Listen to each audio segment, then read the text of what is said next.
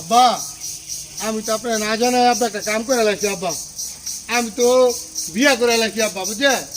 তবে আব্বা আমি যে মেয়ের বিয়া করছি ভাইয়ার অনেক বড় লোক, অনেক উচ্চ বংশের, কিন্তু আব্বা একটু সমস্যা আছে। ভাইয়ার আব্বা একটু রাগি, বুঝছেন? ওর লগে আপনি মিলামিশা থাকতে হলে কোনো অসুবিধা হইতো না, আমার হওয়ার কোনো অসুবিধা হতো না আব্বা। ঠিক আছে আব্বা, ওর লগে আপনি একটু মিলামিশা থাকতেন। হ্যাঁ আব্বা? আচ্ছা হ্যাঁ আচ্ছা আচ্ছা আব্বা। বলাই এরকম বংশ উচ্চ বংশের মেয়ে বিয়া করছে, আমার বিয়া টাঙ্কি দোয়া। আজকে পুরো বাচ্চাই হোক, হয় উড়ে বাচ্চা থাকবো, নাহলে আমি বাচ্চা থাকবো। একটা বীজ কর মই তো আগে কইছি আমি আমি অনেক উচ্চ বংশের মেয়ে বিয়া করছি, ওর লগে কোনো কাজে ঝগড়া করান যাইতো না, কারণ ওর অনেক বড় লোক। আমি বিয়া করছি, ওর বিয়া আমি অনেক বড় লোক হমু।